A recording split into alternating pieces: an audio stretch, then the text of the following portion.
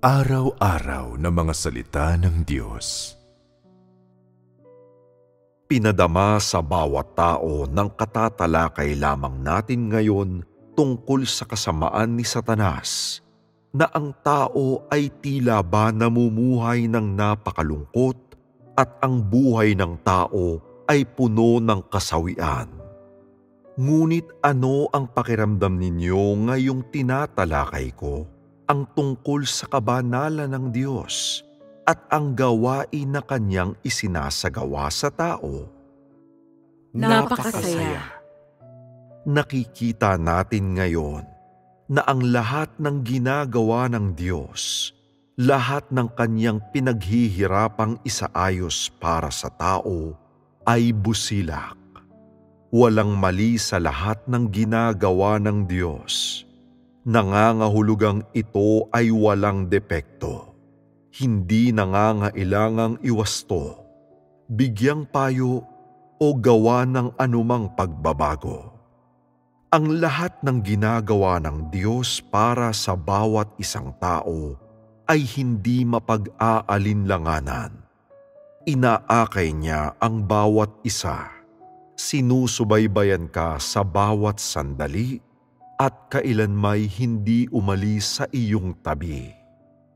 Habang ang mga tao ay lumalaki sa ganitong uri ng kapaligiran at sa ganitong uri ng karanasan, masasabi ba natin na ang mga tao sa katunayan ay lumalaki sa palad ng kamay ng Diyos? Oo. Kaya ngayon, nakakadama pa ba kayo ng kawalan? Mayroon bang sino mang nakakaramdam pa ng panlulumo? Nadarama ba ng sino man na tinalikdan ng Diyos ang sangkatauhan? Hindi. Kaya ano ba talaga kung gayon ang nagawa ng Diyos? Binantayan niya ang sangkatauhan. Ang matinding paglingap at pangangalaga na nasa likod ng lahat ng ginagawa ng Diyos ay hindi mapagdududahan. Idagdag pa rito, habang isinasakatuparan ng Diyos ang kanyang gawain, kailanman wala siyang inilatag na anumang kondisyon. Hindi niya kailanman hiningi sa sino man sa inyo na malaman ang kanyang isinasakripisyo para sa inyo, upang kayo ay makaramdam ng taos-pusong pasasalamat sa Kanya. Hiningi na ba ng Diyos ito sa inyo kailanman? Hindi. Sa mahabang kabuuan ng buhay ng tao, halos bawat isang tao ay nakasagupa na ng maraming mapanganib na sitwasyon at sumailalim na sa maraming tukso. Ito'y dahil si Satanas ay nandoon mismo sa tabi mo. Ang mga mata nito ay palaging nakatuon sa iyo.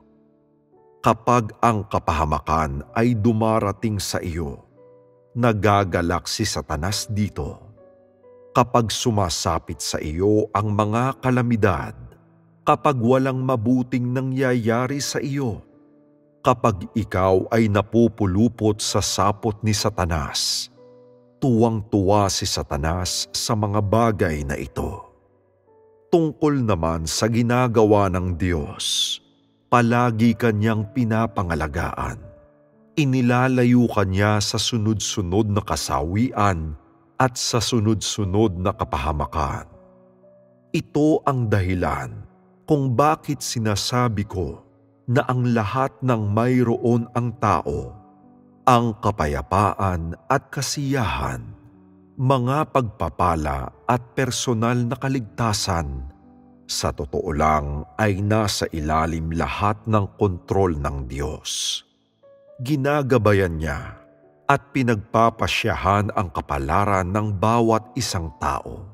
Subalit ang Diyos ba ay may napakalaking palagay sa kanyang posisyon, gaya ng sinasabi ng ilang tao? Sinasabi ba niya sa iyo, "Ako ang pinakadakila sa lahat"? Ako ang namamahala sa inyo. Kayong lahat ay dapat magmakaawa sa akin at ang pagsuway ay paparusahan ng kamatayan? Tinakot na ba kailanman ng Diyos ang sangkatauhan sa ganitong paraan? Hindi. Kailanman ba'y sinabi niya, ang sangkatauhan ay tiwali, kaya hindi mahalaga kung paano ko man sila tratuhin. Anumang pagtrato ay maaari. Hindi ko kinakailangang isaayos ng maigi ang mga bagay para sa kanila? Ganito ba mag-isip ang Diyos? Kumilos na ba ang Diyos sa ganitong paraan? Hindi. Bagkus, ang pagtrato ng Diyos sa bawat isang tao ay marubdob at responsable. Mas responsable pa kaysa sa pagtrato mo sa iyong sarili ang kanyang pagtrato sa iyo. Hindi nga ba? Ang Diyos ay hindi basta na lang nagsasalita, ni hindi rin niya ipinagmamalaki ang kanyang mataas na kalagayan o pabirong nanloloko sa mga tao. Sa halip, ginagawa niya ng tapat at tahimik ang mga bagay na kinakailangan niya mismong gawin. Ang mga bagay na ito ay nagdudulot ng mga pagpapala, kapayapaan at kagalakan sa tao. Dinadala ng mga ito ang tao ng mapayapa at matiwasay sa paningin ng Diyos at sa kanyang pamilya. Pagkatapos ay nabubuhay sila sa harap ng Diyos at tinatanggap ang pagliligtas ng Diyos ng may normal na pangangatwiran at pag-iisip. Kaya ang Diyos ba kailanman ay naging mapanlinlang na sa tao sa kanyang gawain? Nagpakita na ba siya kailanman ng huwad na pagpapakita ng kabaitan? Niloloko muna ang tao gamit ang ilang pagbati, pagkatapos ay tatalikuran niya ito? Hindi. Kailanman ba'y nagsabi ang Diyos ng isang bagay at pagkatapos ay iba ang ginawa? Ang Diyos ba ay nagbigay kailanman ng hungkag na mga pangako at nagyabang na sinasabi sa mga taong maaari niyang gawin ito para sa kanila o tutulungan silang gawin iyon at pagkatapos ay biglang nawala? Hindi. Walang panlilinlang sa Diyos, walang kasinungalingan. Ang Diyos ay tapat at ang lahat ng kanyang ginagawa ay totoo. Siya lamang ang isa na maaasahan ng tao. Siya ang Diyos na maaaring pagkatiwalaan ng mga tao ng kanilang mga buhay at ng lahat sa kanila. Dahil walang panlilinlang sa Diyos, masasabi ba natin na ang Diyos ang pinakadalisay? Oo. Mangyari pa. Bagaman ang salitang dalisay ay labis na mahina, labis na pantao kapag ginamit sa Diyos, ano pa ang ibang salita na maaari nating gamitin? Ganyan talaga ang mga limitasyon ng wika ng tao. Bagamat hindi gaanong angkop na tawaging dalisay ang Diyos, pansamantala pa rin nating gagamitin ang salitang ito. Ang Diyos ay tapat at dalisay. Kaya ano ang ibig nating sabihin sa pagtalakay tungkol sa mga aspetong ito? Tinutukoy ba natin ang mga pagkakaiba sa pagitan ng Diyos at ng tao at ang mga pagkakaiba sa pagitan ng Diyos at ni Satanas? Oo, masasabi natin iyan. Ito ay sapagkat hindi makikita ng tao sa Diyos kahit ang isamang bakas ng tiwaling disposisyon ni Satanas. Tama ba ako sa pagsasabi nito? Amen? Amen. Wala tayong nakikitang anumang kasamaan ni Satanas na naibunyag sa Diyos. Lahat ng ginagawa at ibinubunyag ng Diyos ay lubos na kapakipakinabang at makakatulong sa tao. Ganap na ginagawa upang maglaan para sa tao. Puno ng buhay at nagbibigay sa tao ng isang daan na susundan at isang direksyon na tatahakin. Ang Diyos ay hindi tiwali at bukod pa rito. Kung titingnan ngayon ang lahat ng ginagawa ng Diyos, masasabi ba natin na ang Diyos ay banal? Oo. Dahil ang Diyos ay walang taglay na katiwalian ng sangkatauhan, ni anumang katulad na tiwaling disposisyon ng tao o ng diwa ni Satanas, at wala sa Diyos ni anumang pagkakahawig sa mga bagay na ito. Mula sa pananaw na ito, masasabi natin na ang Diyos ay banal.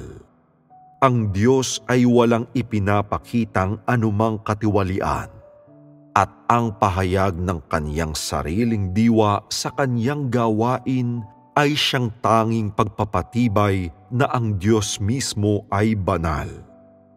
Nakikita ba ninyo ito? Upang makilala ang banal na diwa ng Diyos, tingnan natin ang dalawang aspetong ito sa ngayon. Una, wala ni bahid ng tiwaling disposisyon sa Diyos. Ikalawa, tinutulutan ng diwa ng gawain ng Diyos sa tao na makita ng tao ang sariling diwa ng Diyos at ang diwang ito ay lubos na positibo. Sapagkat ang mga bagay na idinudulot sa tao ng bawat bahagi ng gawain ng Diyos ay pawang positibo. Una, hinihingi ng Diyos sa tao na maging tapat. Hindi ba ito positibong bagay? Binibigyan ng Diyos ang tao ng karunungan. Hindi ba ito positibo? Ipinauunawa ng Diyos sa tao ang pagkakaiba ng kabutihan sa kasamaan. Hindi ba ito positibo? Binibigyang daan niya na maunawaan ng tao ang kahulugan at kahalagahan ng buhay ng tao. Hindi ba ito positibo? Binibigyang daan niya ang tao na makita ang diwa ng mga tao, mga pangyayari at mga bagay ayon sa katotohanan. Hindi ba ito positibo? Oo, ito ay positibo. At ang resulta ng lahat ng ito ay na hindi na nalilinlang ni Satanas ang tao. Hindi na maipagpapatuloy pa na mapinsala o makontrol ni Satanas. Sa madaling salita, binibigyang daan ng mga ito ang mga tao na ganap na palayain ang kanilang mga sarili mula sa pagtitiwali ni Satanas, at sa gayon ay unti-unting lumakad sa daan ng pagkatakot sa Diyos at paglayo sa kasamaan.